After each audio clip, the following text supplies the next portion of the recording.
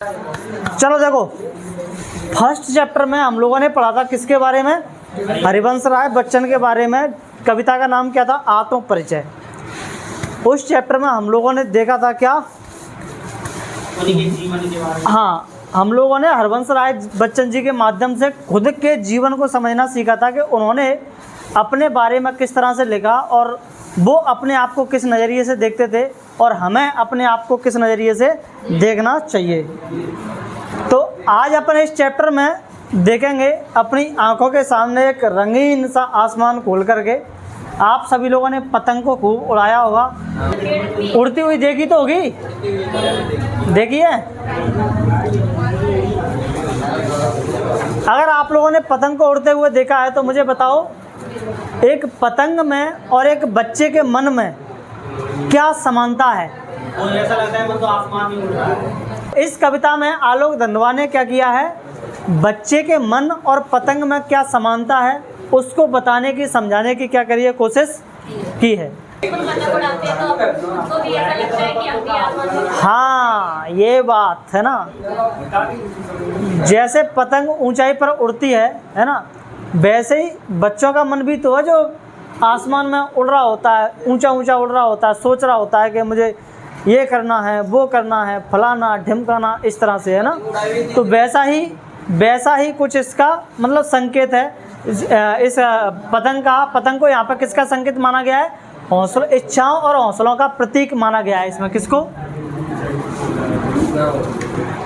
मैं जितना नोट करता जाऊँ उतना करते जाना, ठीक है? आप लोगों को ओटी वगैरह काम आएगी, बाकी आप लोगों को नोट्स पूरा मिल जाएगा, ठीक है? चैप्टर का, जिसमें ओटी भी होंगी, जीवन परिचय भी होगा, क्वेश्चन आंसर भी होंगे, सब कुछ होगा, ठीक है? बस आप लोग बैठ के ध्यान से सुनना। जब मैं चैप्टर ख़त्म करूँ उसके बाद जब क्वेश्चन आंसर पूछूँ तो उनके जवाब दे पाओ, ठीक है? नहीं तो एक आध फिर कुटेगा अच्छे से, है ना? है क्या? हाँ, जितना लिख रहा हूँ उतना लिखते जाना, ठीक है? पतंग की एक खासियत होती है क्या? आप लोग जिन्होंने उड़ाई, किसने पतंग, ये बताओ। मैंने तो कभी उड़ाई नहीं है। क्या कब अच्छा लगता है? पतंग जितनी ज़्यादा ऊंची जाए तब अच्छा लगता है कि नीचे उड़ती रहे तब अच्छा लगता है? ऊंची जाती है तब ज़्यादा क्या लगता है? अच्छा लगता है ना। तो पतंग की यही खासियत होती है कि वह जितनी ऊंचाई पर जाती है उसे उड़ाने वाले बच्चे का दिल भी उतना ही ऊपर क्या लेता है? हिलोरे लेता है ना। तो आज की कविता में पतंग हमें बच्चों के इसी खूबसूरत और निडर मनोविज्ञान की सैर पर लेकर के जाएगी, ठीक है?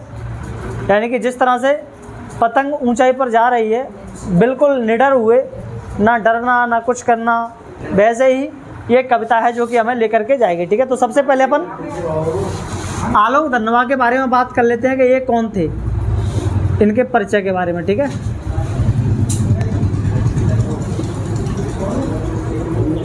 परिचय। इनका जो जन्म हुआ था 1948 में मुंगेर में हुआ था, है ना? जन्म 1948 मुंगेर बिहार।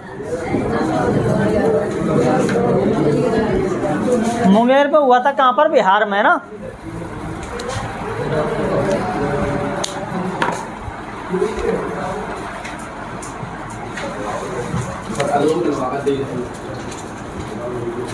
आलोक धनवा, ना। एकमात्र इनका कविता संग्रह है,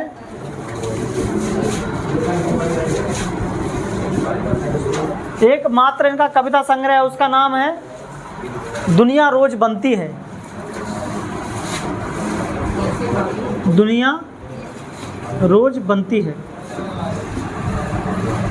ध्यान रखना, इन्होंने केवल और केवल एक काव्य संग्रह लिखा है, दुनिया रोज बनती है, और इसी से इस कविता को, पतंग को तुम्हारे सिलेबस में लगाया गया है, ठीक है?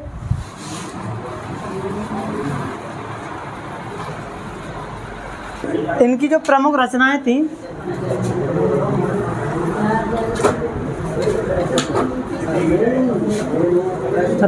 उनमें लिख लेना आप लोग क्या क्या? जनता का आदमी, और ये इन्होंने प्रकाशित की थी कब? 1972 में प्रकाशित पहली कविता। ये इनकी पहली कविता कविता थी जो 1972 में प्रकाशित हुई थी। ठीक है, याद रखना इसको, है ना। हाँ,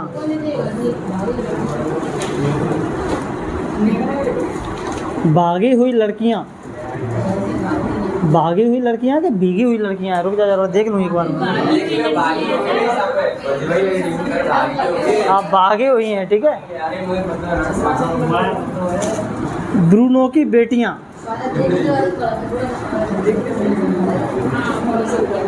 ब्रूनो की बेटियां,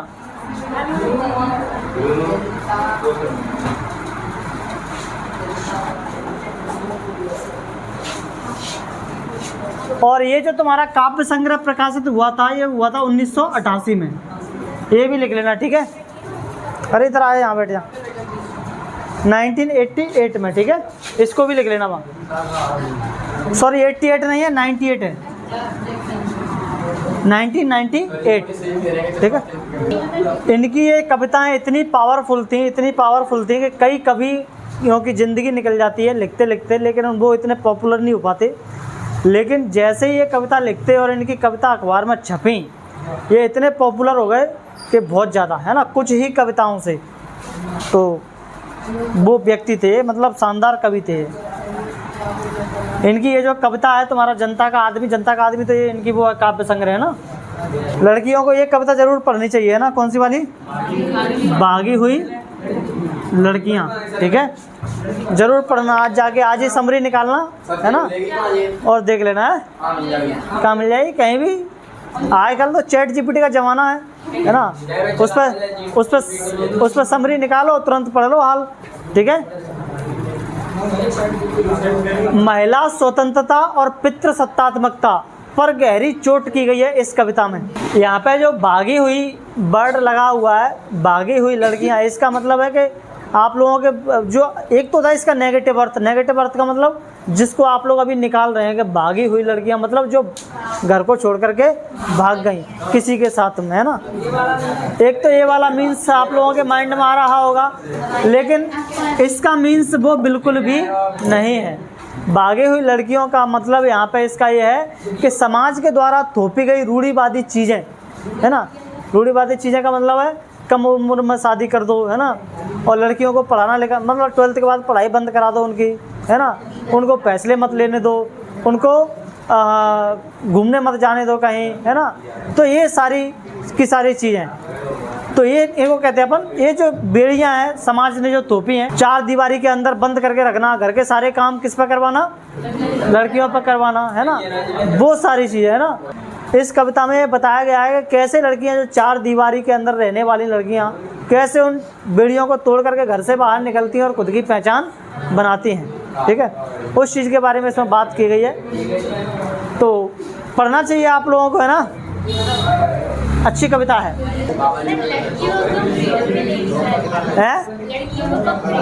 लड़कियों को कब फ्रीडम मिलेगी? फ्रीडम तुम क्या सोचते हो, लड़कों को फ्रीडम है बहुत ज़्यादा? नहीं होती, सच में नहीं होती। क्यों भाई, तुम लोगों को क्या फ्रीडम है? फ्रीडम मतलब आज़ादी। तुम लोग बिना घर पे बताए कहीं भी जा सकते हो, हैं? कहीं कहीं घूम, बहाने बना के तो लड़कियां भी जा ही सकती हैं। लड़कियों में जूते तब भी नहीं पड़ेंगे, है ना। लड़कों में जूते पड़ेंगे और लाठियां पड़ेंगी ऊपर से।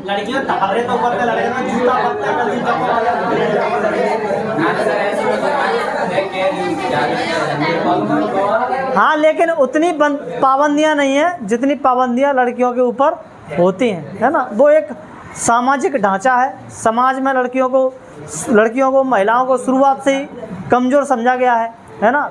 घर की इज्जत समझा गया है उनको कि घर से बाहर निकलेंगी तो ये इज्जत हमारी मिट्टी में मिला देंगी, है ना। और वैसा माइंडसेट हमारे बाप दादे सबका चला रहा है ना। तो उसी माइंडसेट से घर में सबका बना रहता है, वो दादा का, पापा का, फिर भाई का, है ना, सबका। अगर आप लोगों को चाहिए आज़ादी, सिर्फ और सिर्फ एक चीज़ से मिल सकती है, और वो है पढ़ाई, है ना। और पावर, पैसा और पावर, अगर ये है आप घर वालों के मुंह पर 50,000 की गड्डी मारो महीने में, अगर कोई भी चूक कर जाए घर वाला, तुम जो करना है करो, जैसे रहना है वैसे रहो, सब भूल जाते हैं फिर वो, क्योंकि उनको फिर वो लोग क्या सोचते हैं पता है, पैसे आ रहे हैं। दूसरी बात, बच्चे पढ़े लिखे हैं, अपनी मनमर्जी के काम करेंगे, है ना, ये होता है। फिर इनके जो प्रमुख सम्मान हैं,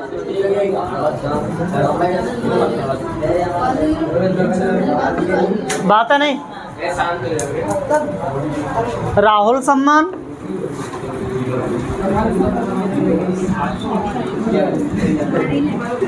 और बिहार राष्ट्र भाषा परिषद का साहित्य,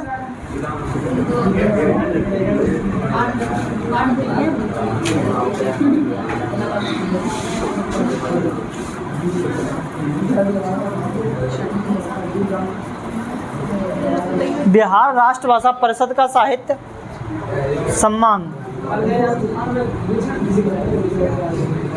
और बनारसी प्रसाद भोजपुरी सम्मान,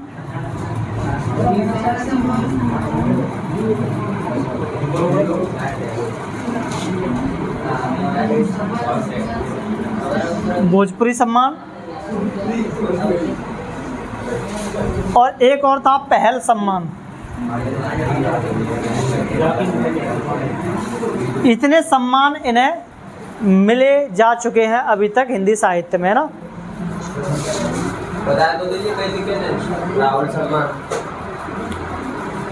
जब तुम हिंदी के क्षेत्र में कुछ अच्छा करोगे, अच्छी कविताएं लिखोगे, है ना, तो तुम्हारे उस लिखने के सम्मान में ये सम्मान दिए जाते हैं, ठीक है। सबसे बड़ा पुरस्कार होता है ज्ञानपीठ पुरस्कार, यानी कि ज्ञान को पीठ दिखाकर भाग जाओ तो मिल जाएगा तुमको क्या, ज्ञानपीठ पुरस्कार। बस ज्ञान को पीठ दिखाना है। सर हम तो दिखा ही रहे हैं ज्ञान को पीठ, हम कौन से पढ़ रहे हैं। दिलवाएंगे, तुम सबको दिलवाएंगे ज्ञानपीठ पुरस्कार, ठीक है, कि हमारे बच्चे सब ज्ञान को पीठ दिखा रहे हैं, सबको ज्ञानपीठ पुरस्कार मिलना चाहिए। मैं राष्ट्रपति के पास आवेदन लिखता हूँ। एक मेरी क्लास में हैं 15-20 बच्चे, सबको दो ज्ञानपीठ पुरस्कार।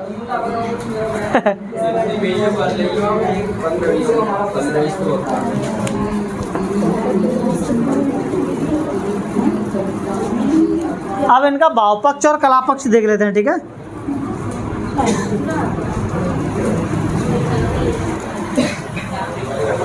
मैंने क्या बताया था आप लोगों को उस दिन, भाव पक्ष में क्या लिखा जाता है, कवि के मन के भाव विचार, है ना। और कला पक्ष में क्या लिखा जाता है, कला पक्ष में लिखा जाता है कि कवि जो कविता लिख रहा है उस कविता में वो किन चीज़ों का इस्तेमाल कर रहा है, उसकी भाषा कैसी है ना, और उसमें कौन से अलंकारों का प्रयोग किया है, कौन से छंदों का प्रयोग किया है, वो सारी चीज़ें वो क्या करता है, कला पक्ष में लिखता है, ठीक है। तो चलो देख लेते हैं भाव पक्ष, इसमें कवि ने क्या लिखा है, यानी कि इसके मन के भाव क्या हैं। तो आलोक धनवा जी की कविताओं का मुख्य आधार बाल मनोविज्ञान और बाल सुलभ उमंगों का सजीव चित्रण, यानी कि बाल मनोविज्ञान और बाल सुलभ उमंगों का सजीव चित्रण है।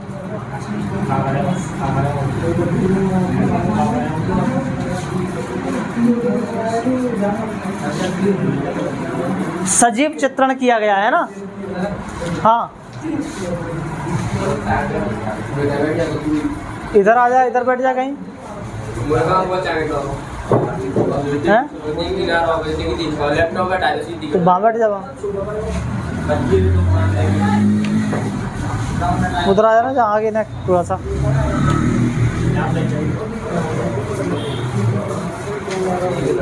बस उसे हिला मत दियो है। बाल मनोविज्ञान समझते हैं आप लोग? बाल मनोविज्ञान का मतलब है जो छोटे बच्चे होते हैं उनकी मन की इच्छाओं के बारे में जानना, ठीक है। जैसे मैं अपने भतीजे को लेकर के जाता हूँ बाहर, तो उसे कुछ ना कुछ दिख जाता है, फिर पूछेगा ये क्या है, ये क्या है ना, फलाना ढिमकाना। तो बच्चों के मन के अंदर की इच्छाओं को जानने की कला को ही हम क्या कहते हैं, बाल मनोविज्ञान, है ना। यानी कि इस कविता के माध्यम से इन्होंने क्या किया है, बच्चों की मासूम इच्छाएं, है ना, उनकी असीमित ऊर्जा और उनके रंग बिरंगे सपनों का अत्यंत मनोहारी वर्णन किया है, ठीक है। और इसके साथ ही उनकी रचनाओं में प्रकृति चित्रण, इनकी रचनाओं में क्या देखने को मिलता है हमें, प्रकृति का भी चित्रण इन्होंने किया है। और ऋतु परिवर्तन का सुंदर रूप देखने को मिलता है ना।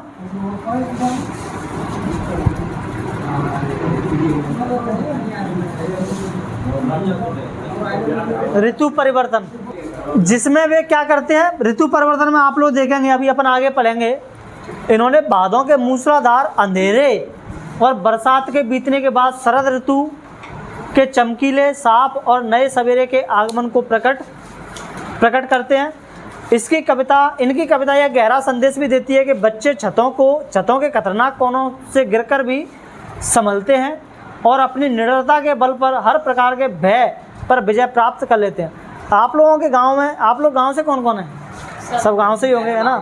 गांवों में तो एक दूसरे की छतें लगभग बराबर ही होती हैं, है ना। तो बच्चे क्या करते हैं, इस छत से उस छत पे, इस छत से उस छत पे घूमते रहते हैं, टहलते रहते हैं ना। और कभी कभी तो ऐसे होता है कि बस घूमते वक्त दूसरी छत पे बस ऐसे ऐसे हो रहे हैं, गिर रहे हैं, ऐसा लगता है गिर रहे हैं, लेकिन फिर भी वो क्या हो जाते हैं, संभल जाते हैं, गिर नहीं पाते हैं। ये है उनकी ऊर्जा और ये है उनकी निडरता, है ना। डर भय ही नहीं है उनको बिल्कुल भी। इसी डर भय का उन्होंने इसमें क्या किया, अध्ययन किया है, ठीक है। कला पक्ष की अगर अपन बात करें तो कला पक्ष में इन्होंने किस तरह से इस कविता को लिखा है, तो कला पक्ष के स्तर पर आलोक धनवाद जी की काव्य कला की सबसे बड़ी विशेषता उनकी अद्भुत और जादुई बिंब योजना है। वे शब्दों के माध्यम से, यानी कि इन्होंने बिंब योजना का इस्तेमाल किया है। किसका, बिंब योजना का। बिंब योजना का मतलब क्या है, जैसे अपन कविता पढ़ेंगे हमारे माइंड में कविता को पढ़ते पढ़ते वो सब आता जाएगा जो कविता में लिखा हुआ है। इसको अपन कहते हैं बिंब योजना। जैसे वे शब्दों के माध्यम से ऐसे नए और गतिशील दृश्य बनाते हैं, मतलब वो बोलते हैं लेकिन ऐसे दृश्य बनाते हैं शब्दों के माध्यम से एकदम गतिशील। गतिशील का मतलब चलते हुए दिखाई देंगे आप लोगों को, जैसे मूवी चल रही है, पिक्चर चल रही है, ठीक है। हाँ, और आपके सामने सब कुछ क्या होता जाता है, छपता जाता है ना। आपकी भाषा, इनकी भाषा कैसी है, अत्यंत सरल, सहज और प्रवाहमयी और शुद्ध साहित्यिक खड़ी बोली है। देखो मैंने आप लोगों को जब बता रहा था ना कि हर कवि में एक लाइन तो चिपका दो, सबकी भाषा कैसी है, शुद्ध साहित्यिक खड़ी बोली है, ठीक है, सब में चलेगी ये। और कैसी है इनकी, सरल सहज प्रवाहमयी, है ना। सरल है, समझ में आने वाली, सहज है ना, प्रवाह है एक, है ना।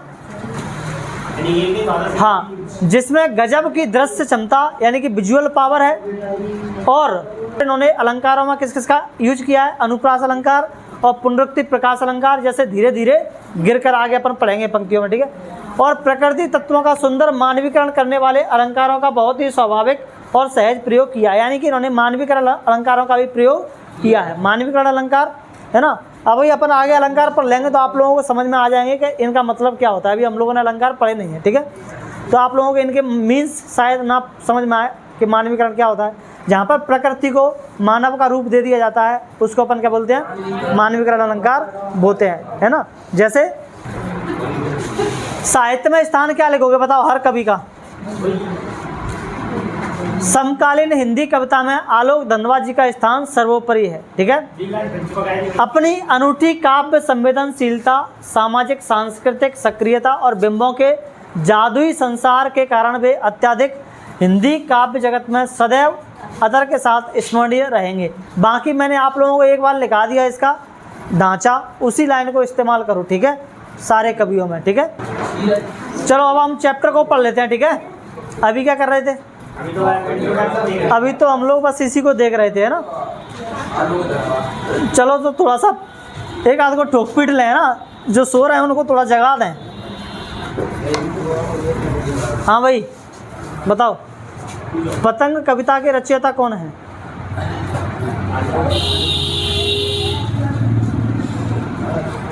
हैं? दोबारा बोल दो। पतंग कविता के रचयिता कौन है? हाँ, आ गई ना इधर उधर से आवाज़ जब तक तो।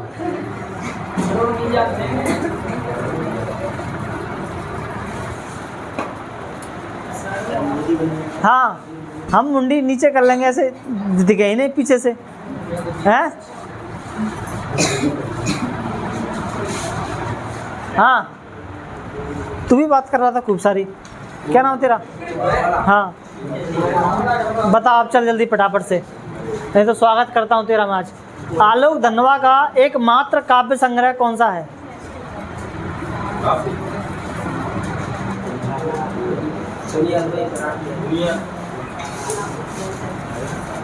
सब कुछ बोर्ड पर लिखा है, गधों को फिर भी नहीं दिख रहा है?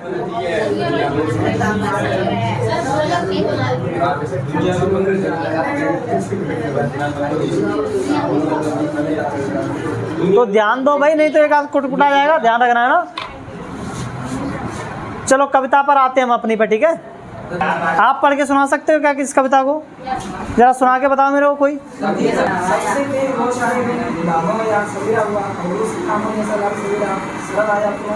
तूने तो निबंध बना दिया इसका।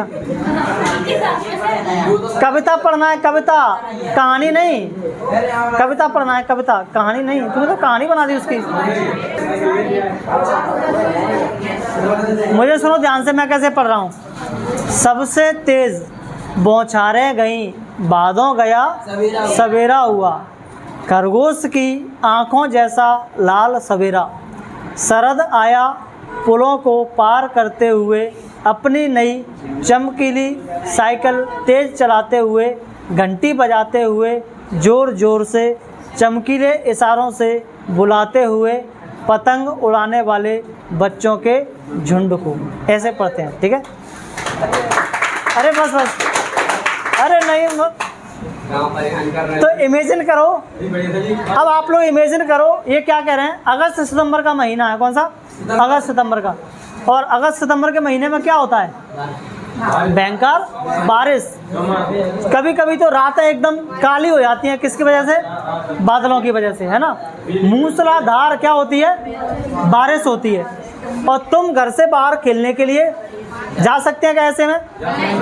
जा सकते हैं? नहीं जा सकते, है ना? यानी कि भादों का महीना बीत चुका है, अब एक नया सवेरा हुआ है। मतलब क्या है इसका? जैसे मूसलाधार बारिश होती है, आप बाहर नहीं निकल सकते, तो भादों का महीना अब क्या हो चुका है? वो बीत चुका है, यानी कि बारिश का समय बीत चुका है। अब यह सब नया सवेरा हुआ है। कैसा सवेरा? जैसे एक छोटे से प्यारे खरगोश की मासूम और लाल लाल आंखें होती हैं, वैसा ही सवेरा। सोचो तुलना किससे करी गई है? खरगोश की लाल लाल आंखों से ऐसा सवेरा हुआ है। और आसमान में वैसे ही खूबसूरत लाल सूरज क्या हो रहा है? दिखाई दे रहा है। तभी आसमान साफ होते ही शरद ऋतु यानी कि जाड़े की शुरुआत का आगमन होता है। बरसात के बाद सर्दी ही आती है ना। कभी ने यहाँ शरद ऋतु को एक छोटे बच्चे का रूप में दिखाया है। शरद ऋतु को किसके रूप में दिखाया है? छोटे बच्चे के रूप में। यानी कि यहाँ पर क्या किया गया है? मानवीकरण किया गया है। क्या मानवीकरण? किसका? सर्दी का। क्योंकि सर्दी को क्या बना दिया है? एक छोटा बच्चा, है ना। मानो ऐसा लगता है मानो शरद नाम का एक बच्चा कई महीनों के रास्तों और पुलों को पार करके अपनी चमकीली धूप रूपी नई साइकिल को तेजी से दौड़ाते हुए आ रहा है। इमेजिन समझ रहे हैं इसकी? कभी मतलब कितना इमेजिन कर सकते हैं ये लोग, है ना? बहुत मतलब सवेरे को उसने किस किस से इमेजिन कर दिया कि वो सूरज को चमकीली साइकिल कह रहा है और सर्दी को बच्चा कह रहा है। यानी कि लिखने वाला, आप लोग अगर इस कविता को पढ़ने के लिए बैठेंगे तो आप लोगों को ये कविता समझ में ही नहीं आएगी, क्योंकि कभी इसमें जिन वर्डों का इस्तेमाल कर रहा है उन वर्डों को वो किस लिए इस्तेमाल कर रहा है ये किताब लिख के नहीं देती, है ना। तो ऐसे वर्ड आप लोगों से पूछे जा सकते हैं, तो ध्यान रखना इनको ओटी वगैरह में, ठीक है, वन वर्ड में। हाँ तो देखो आगे क्या हुआ। वह जोर जोर से घंटी बजाकर और आसमान में चमकीली धूप के इशारे करके तुम जैसे पतंग उड़ाने वाले बच्चों के झुंड को घर से बाहर बुला रहा है, ठीक है। आगे देखो अगला काव्यांश। चमकीले इशारों से बुलाते हुए और आकाश को इतना मुलायम बनाते हुए कि पतंग ऊपर उठ सके, दुनिया की सबसे हल्की और रंगीन चीज़ उड़ सके, दुनिया का सबसे पतला कागज़ उड़ सके, बांस की सबसे पतली कमानी उड़ सके, कि शुरू हो सके सीटियों, किलकारियों और तितलियों की इतनी नाजुक दुनिया। अब तुम्हें यहाँ पर इसमें इन्होंने एक पद्यांश में क्या किया है, पतंग की अहमियत को समझाया, अहमियत के बारे में, है ना। कैसे? शरद ऋतु ने क्या किया है यहाँ पे, उसने आसमान की सारी धूल और नमी को साफ करके उसे इतना मुलायम और साफ और अनुकूल बना दिया है ताकि हवा का बहाव सही और तुम्हारी पतंग आसमान में ऊंची उड़ सके। क्योंकि सर्दी से पहले का मौसम बहुत ही बवंडर टाइप का होता है, आंधी चल रही है, बारिश हो रही है, ऐसे में पतंग कैसे उड़ेगी। जैसे ही सर्दी का मौसम आया है, मौसम कैसा हो गया, एकदम मुलायम साफ हो गया है, जिसमें आपकी पतंग क्या हो सके, आसानी से उड़ सके, है ना। कभी ये पतंग की तारीफ करते हुए कहते हैं कि पतंग क्या है, यह दुनिया की सबसे हल्की और रंगीन चीज़ है, जो सबसे पतले कागज़ और बांस की सबसे पतली लचीली लकड़ी से बनी है ना। गलती हो गई थी, लड़की की बना दी होती पतंग। जैसे ही यह पतंग आसमान में उड़ना शुरू करती है, वैसे ही नीचे खड़े बच्चों की दुनिया भी जाग उठती है। चारों तरफ बच्चों की खुशियां भरी सीटियों और किलकारियों से गूंजने लगती है। आसमान में उड़ती रंग बिरंगी पतंगें ऐसी लगती हैं मानो रंगीन तितलियों की कोई बेहद नाजुक और खूबसूरत दुनिया हवा में तैर रही हो, है ना। अगला पद्यांश है तुम्हारा, बच्चों का लचीलापन और दिशाओं का संगीत, है ना। यानी कि जन्म से ही वे अपने साथ लाते हैं कपास। क्या लेकर के आते हैं? कपास। पृथ्वी घूमती हुई आती है उनके बेचैन पैरों के पास, जब वे दौड़ते हैं बेसुध छातों को भी नरम बनाते हुए, दिशाओं को मृदंग की तरह बजाते हुए, जब वे पेंग भरते हुए चले आते हैं डाल की तरह लचीले बेग से अक्सर। यानी कि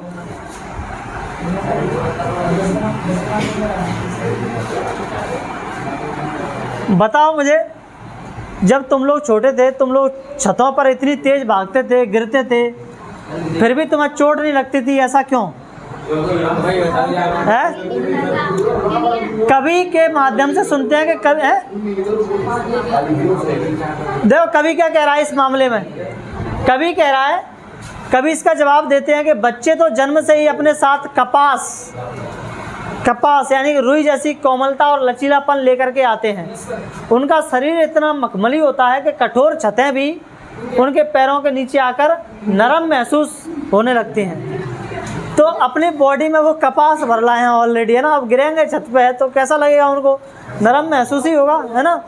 हाँ, बच्चे पतंग उड़ाते समय इतने मग्न यानी कि बेसुध होकर दौड़ते हैं कि उनकी चंचलता को देखकर लगता है मानो वे कहीं जा नहीं रहे, बल्कि यह पूरी धरती खुद घूमती हुई उनके बेचैन पैरों के पास खिंची चली आ रही है। यानी कि पतंग उड़ाते समय इतनी तेज भागते हैं कि उनको पता ही नहीं चलता कि हो क्या रहा है।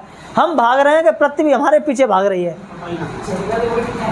जब बच्चे छतों पर कूदते हैं, फांदते हैं, तो उनके पैरों की जो आवाज़ें आती हैं, उससे ऐसा लगता है मानो चारों दिशाओं में मृदंग, एक सुरीला ढोलक, मृदंग आप लोगों ने देखा है, सुरीला ढोलक होता है ना, वाद्य यंत्र होता है, वो बज रहा हो। यानी छतें ऐसे बजती हैं जैसे ढोल बज रहा हो, है ना। छतों के कोनों पर दौड़ते समय बच्चों का शरीर पेड़ की किसी लचीली डाल की तरह हवा में लहराता है ना। छत के एकदम कोने पे यहाँ पे आकर के दौड़ रहा है, खड़ा हो गया है, लग रहा है कि बस गिरता है, तो उनका जो शरीर है वो एकदम ऐसे बन जाता है जैसे पेड़ की लचीली डाली हो, है ना। ऐसे ऐसे करके उठा लेगा पैर ऐसे करके, है ना, पर गिरेगा नहीं, बच जाएगा, है ना। हाँ, यानी कि जिससे उनका संतुलन क्या रहता है, बना हुआ रहता है। अब अपन आगे और अंतिम पंक्तियों की तरफ बढ़ रहे हैं और फिर तुमसे पूछे जाएंगे सवाल, ठीक है। छतों के खतरनाक किनारों तक उस समय गिरने से बचाता है उन्हें सिफर उनके ही रोमांचित शरीर का संगीत, पतंगों की धड़कती ऊंचाइयां उन्हें थाम लेती हैं महज एक धागे के सहारे। पतंगों के साथ साथ वे भी उड़ रहे हैं अपने रंध्रों के सहारे। अगर वे कभी गिरते हैं छतों के खतरनाक किनारों से और बच जाते हैं तब तो और भी निडर होकर सुनहले सूरज के सामने आते हैं। पृथ्वी और भी तेज घूमती हुई आती है उनके बेचैन पैरों के पास। तो अब अपन एकदम रोमांचक मोड़ पर हैं कविता के, है ना। तो बच्चे हैं जब पतंग उड़ाते उड़ाते एकदम छतों के किनारे पर पहुंच जाते हैं, तब उन्हें नीचे गिरने से कौन बचाता है? कोई बाहरी इंसान आकर के नीचे गिर जाएगा? नहीं ना। उस समय तुम्हारे अंदर की एकाग्रता, एकाग्रता का मतलब ध्यान, एकदम भाई कोने पर हैं, गिर जाएंगे जरा सा भी कुछ हुआ तो वो ध्यान, वो एकाग्रता क्या होती है, रहती है। भले ही पतंग उड़ा रहे हो लेकिन ध्यान रहता है कि पैर आगे ना चला जाए, है ना, कहीं गिर ना जाए। ये इतनी एकाग्रता रहती है उड़ाते समय, है ना।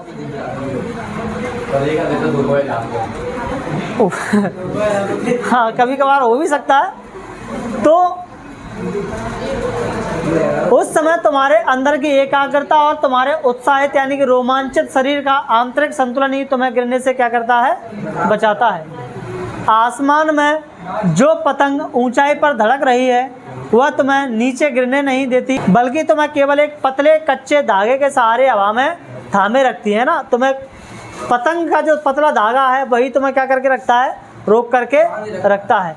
ऐसा लगता है कि पतंग के साथ साथ तुम भी अपनी कल्पनाओं और शरीर के रोम छिद्रों के सहारे हवा में उड़ रहे हैं। और अंत में कभी एक बहुत सीख देते हैं। मान लो कभी कोई बच्चा अनजाने में छत के किनारे से गिर भी जाए और उसकी कोमलता के कारण उसे चोट ना लगे और वह बच जाए, तो क्या वह डर कर घर में बैठ जाता है? बिल्कुल नहीं, है ना। वह और भी ज़्यादा निडर और साहसी होकर अगले दिन चमकीले सुनहरे सूरज के सामने दुगने उत्साह से फिर पतंग उड़ाने आ खड़ा होता है। बच्चों के इस कभी ना टूटने वाले हौसले को देखकर लगता है कि पृथ्वी और भी तेजी से घूमती हुई उनके चंचल पैरों का चक्कर काट रही है। तो ये हो गई तुम्हारी कविता खत्म, ठीक है। अब नहीं है शायद, अब नहीं है ना। चलो क्वेश्चन आंसर बताओ मुझे आप लोग।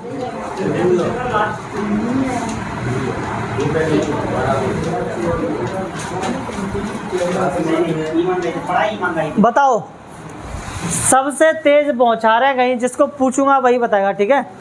जो नहीं बताएगा वो कुटेगा। लग गई, फिर ऐसे करेंगे आप लोग, हैं। सबसे तेज बौछारें गई बादों गया के बाद कौन सी ऋतु आती है? जिसको पूछूंगा वही बताएगा, ठीक है।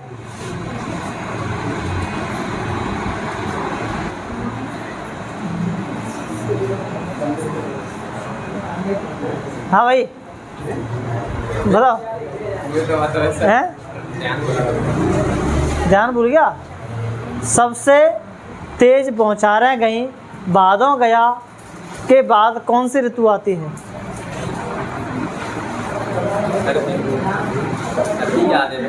हैं? वैसे तो का क्या मतलब, कौन सी आती है? सही बता रहा है हैं? बचा ले अपने दोस्त को या कुटले साथ में। क्या बता रहा, सही बता रहा है? सर्दी याद है, पता मैं खुद कह रहा। एक और कहाँ है दोस्त तेरा? कहाँ बेटा? हाँ बता। जी कह रहा हूँ, सर्दी आता, सर्दी हाँ। कुआरा दो ना, है? हाँ तो मैं तो ऋतु पूछ रहा हूँ। बसंत ऋतु आती है?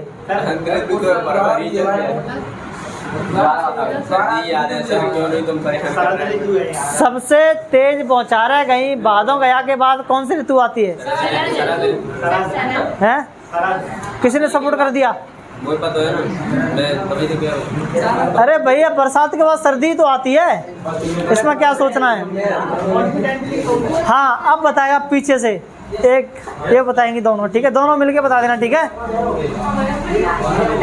हाँ अब बताओ, चलो जल्दी से। आलोक, कवि ने शरद ऋतु के सवेरे की तुलना किससे की है? शरद ऋतु के सवेरे की तुलना किससे की है?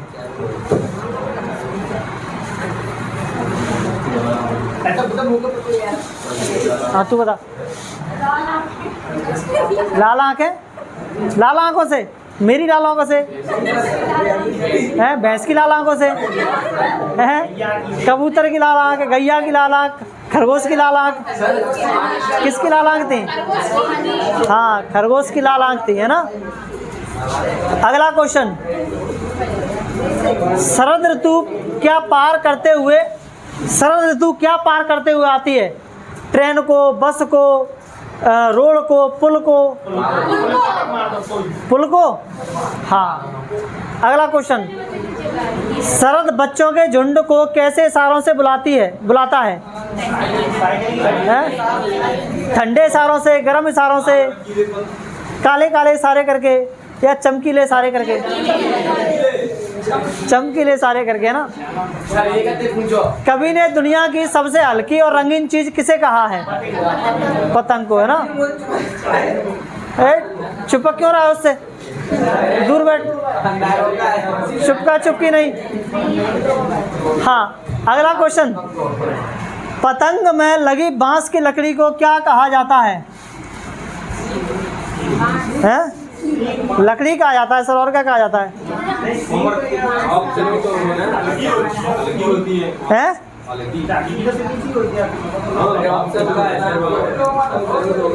गधों ने कविता सुनी नहीं ढंग से। देखो अभी भी लिखा होगा उसमें, देखो मैं बता रहा हूँ कहाँ लिखा है। देखो, बांस की सबसे पतली कमानी उड़ सके, लिखा है ना कमानी, तो कमानी कहा जाता है उसको। क्या कहा जाता है? कमानी, है ना। बांस की सबसे पतली कमानी। अच्छा बताओ, बच्चे जन्म से ही अपने साथ क्या लेकर के आते हैं?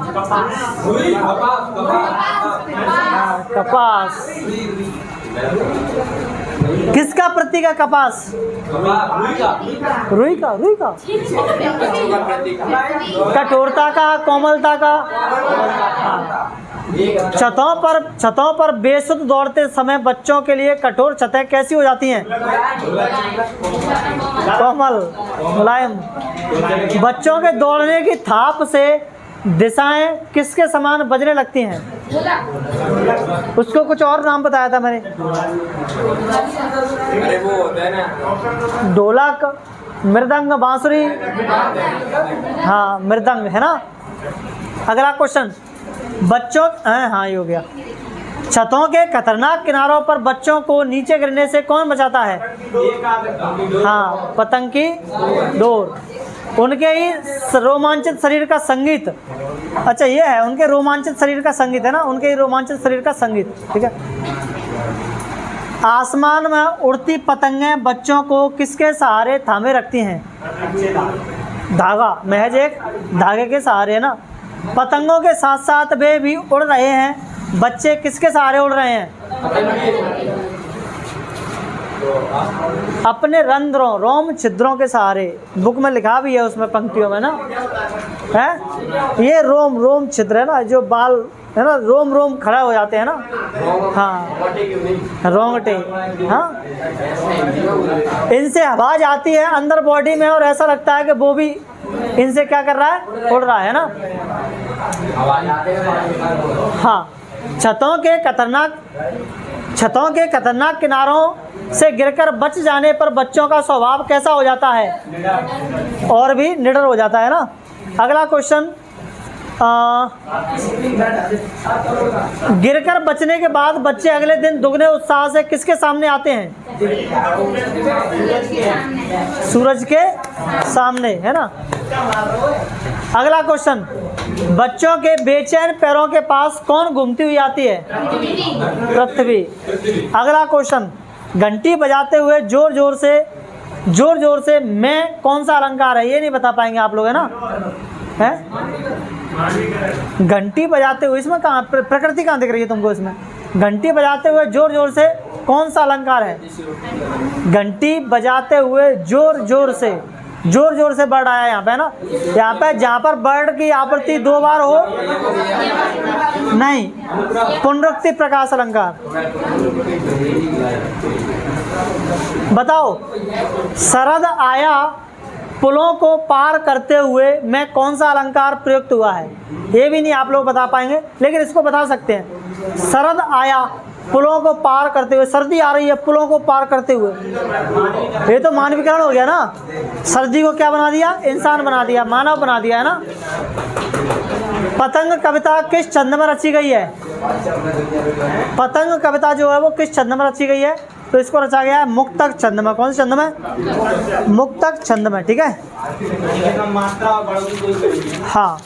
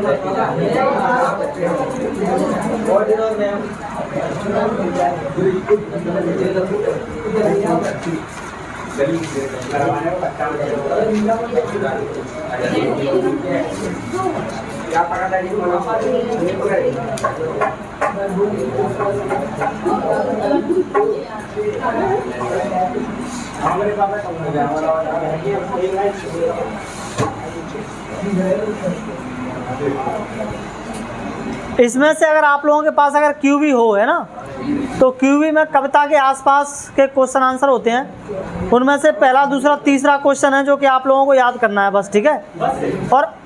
और तुम्हारा आपकी कविता का दूसरा क्वेश्चन है, और अन्य महत्वपूर्ण में 3 क्वेश्चन है। 3, 1, 4, 4, 3, 7 क्वेश्चन है टोटल इसमें से, ठीक है, जो आप लोगों को याद करने हैं ना। बाकी मैं सातों को अभी तुम्हें तैयार करके घर पर जा करके भेज दूंगा, ठीक है, व्हाट्सएप पर।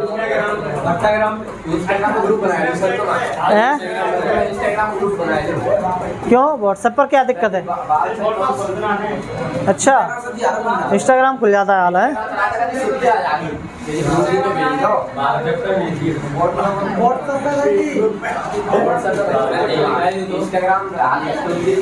हाँ, यहाँ लगाने के लिए टाइम कहाँ है?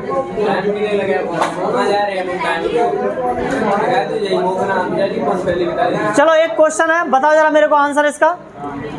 आसमान में रंग बिरंगी पतंगों को देखकर आपके मन में क्या ख्याल आते हैं?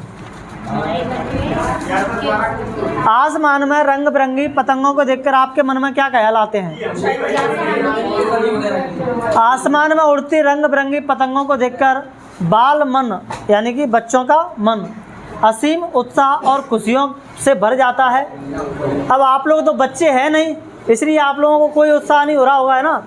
लेकिन जो छोटे बच्चे हैं उनके बारे में सोचो, उनके हिसाब से सोचो कि उनका मन कैसा होता होगा, है ना। उनका मन बहुत ही ज़्यादा उत्साह से कैसा हो जाता होगा, खुशियों से भर जाता होगा, है ना। और ऐसा प्रतीत होता है मानो हमारे मन की दबी हुई इच्छाएं और सुंदर सपने पंख लगाकर आसमान की सीमाएं क्या कर रहे हैं? नापने निकल पड़े हैं, है ना। और उड़ती पतंगें हमें जीवन में हमेशा उच्च लक्ष्यों की ओर बढ़ने, बंधनों को काटने और विपरीत परिस्थितियों में भी शान से लहराने की प्रेरणा देती है, ठीक है। जब पतंगें ऊंची उड़ रही हैं तो क्या प्रेरणा मिलती है हमें इससे? जीवन में हमें भी अपने लक्ष्यों को ऐसे ही क्या करना है? ऊंचे लक्ष्यों को पाना है, बढ़ना है, बंधनों को काट देना है, जितने भी बंधन है, ठीक है। पढ़ते समय सर्दी लगे, बरसात लगे, गर्मी लगे, कुछ भी हो, पढ़ना है तो पढ़ना है, ठीक है, ऐसा कुछ। विपरीत परिस्थितियों में भी लहराना है ना, चाहे हॉस्पिटल में डले हो, चाहे मरासू पड़े हो, है ना। रील्स बनानी है तो बनानी है, ठीक है। हाँ, हॉस्पिटल में भी वो नीडल्स लगा करके ना उसके भी शॉर्ट्स बना के डालने के, देखो। हाँ, देखो हम कितनी शान का काम कर रहे हैं ना, ऐसे करते हो ना। ऐसे ही थोड़ा बहुत पढ़ भी लिया करो ना। कभी आप लोगों ने हॉस्पिटल में जाकर के पढ़ाई की है, किसी ने भी? सर हम घर पर नहीं पढ़ते, हॉस्पिटल में कैसे पढ़ लेंगे, है ना? ऐसी बात है। कोई भर्ती हो, बीमार हो और वो हॉस्पिटल में पढ़ रहा हो, देखा है कोई ऐसा व्यक्ति?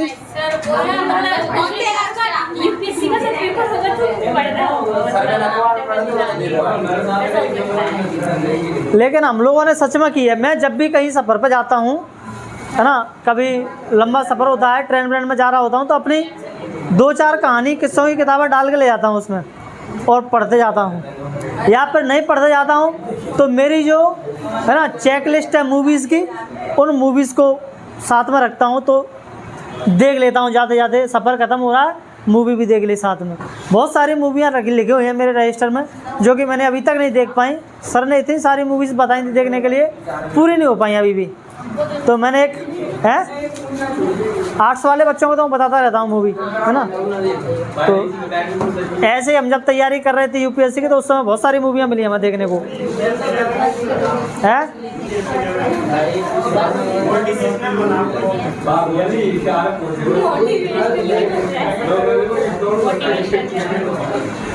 क्या बनाओ मोटिवेशनल? अच्छा मोटिवेशनल मूवी बताऊं कोई? मैं सारी मूवीज़ देखता हूँ एक तरफ से, सारी। जब मेरे पास टाइम होता है ना, क्योंकि मूवीज़ ही तो हैं जिससे हमें हमारे समाज के बारे में पता चलता है कि समाज में चल क्या रहा है, तो वो मूवीज़ बताती हैं समाज के बारे में। ऐसे नहीं देखता मैं, ऐसे नहीं देखता मैं। हैरी पॉटर कौन देखता है? हैरी पॉटर मैंने उसका नाम ही नाम सुना है, आज तक देखी नहीं है, कभी देखा नहीं है कभी। क्या नाटक है, मूवी है कि सीरियल है, क्या है? नाटक है हैरी पॉटर। नहीं इंडिया का तो नहीं है, पर यूरोप का है, कहीं का है ना।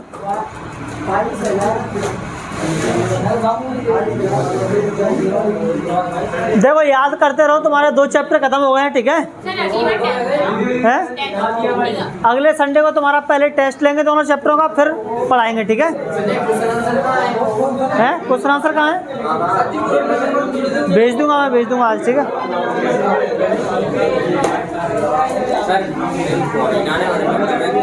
तो निकलवा लेना उसको किसी के फोन से। नहीं निकलवा पाओ तो मुझे पैसे दे देना, मैं निकाल के दे दूंगा, ठीक है? हाँ 20-20। देखो ये मैं तुम्हें अभी समझा रहा हूँ इस चैप्टर के लिए, ठीक है? लेकिन तुम्हें हर चैप्टर में यही कंसेप्ट क्या करना है, अप्लाई करना है।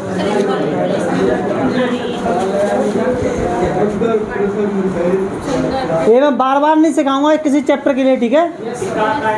संदर्भ प्रसंग सहित व्याख्या करना, ठीक है? कैसे करते हैं इनको, है ना?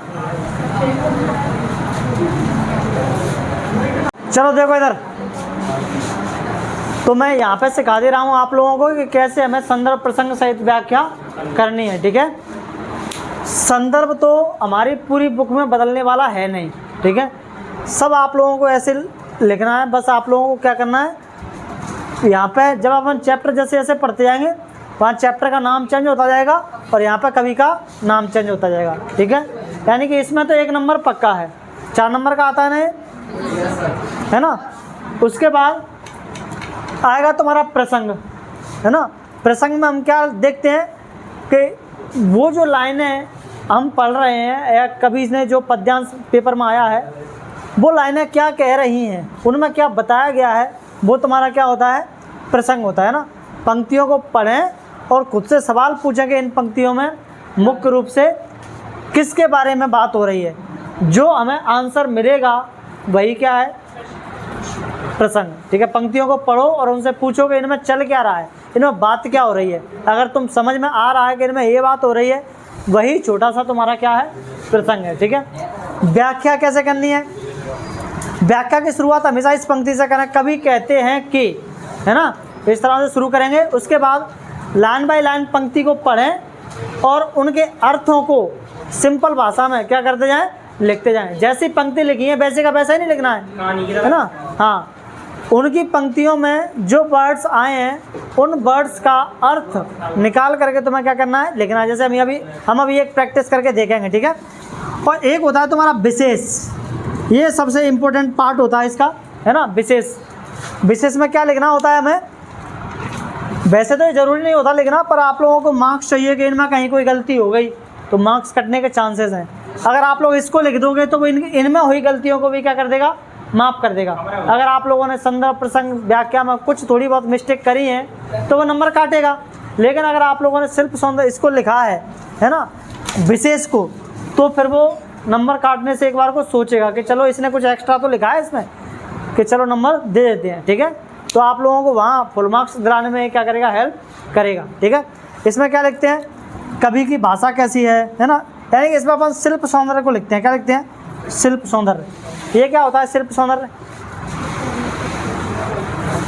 जैसे आप लोगों को किसी पार्टी में जाना है, किसी शादी में जाना है ना, तो आप लोगों का जो शरीर है और आप लोगों की जो बोली है ना, आप लोगों का जो कहने का मतलब वो जो संस्कार हैं वो क्या हो गया, उसका भाव हो गया।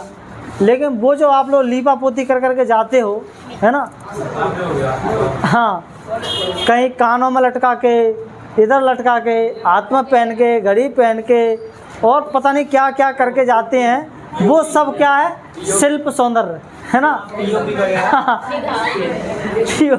पीओपी वगैरह जो भी है।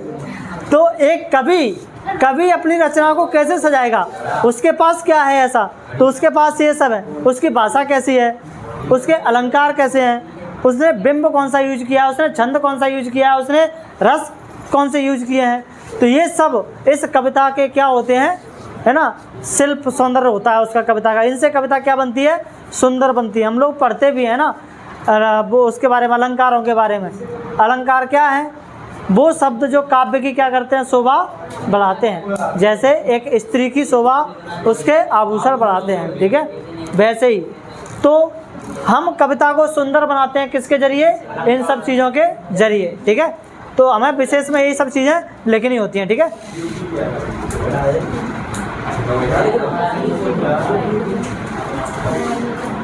हमारा देखो पहला पद्यांश था, सबसे तेज बौछारें गईं सवेरा हुआ, ऐसा कुछ था ना, सबसे तेज बौछारें गईं भादों गया सवेरा हुआ, है ना, ऐसी कुछ वो पंक्तियाँ थी। अब अगर हमें इनकी संदर्भ प्रसंग सहित व्याख्या करनी हो तो हम क्या लिखेंगे, संदर्भ। सबसे पहले क्या लिखेंगे कि प्रस्तुत पंक्तियाँ या प्रस्तुत काव्यांश हमारी पाठ्य पुस्तक आरोह भाग 2 के पाठ का नाम क्या है, पतंग नामक, पतंग से ली गई हैं या लिया गया है, पतंग नामक पाठ से ली गई हैं, जिसके कवि कौन है, आलोक धनवा हैं, ठीक है। ये हो गया इसका प्रसंग। उसके बाद तुम लिखोगे क्या, सॉरी ये होगी तुम्हारा संदर्भ, उसके बाद लिखोगे तुम क्या, प्रसंग। अब इन पंक्तियों में क्या बातें की गई हैं जरा आप लोग पढ़ के और मेरे को बताओ कि जरा इन पंक्तियों में क्या बातें हुई हैं, ठीक है। बताओ सब लोग पढ़ो और बताओ उन पंक्तियों को, ठीक है।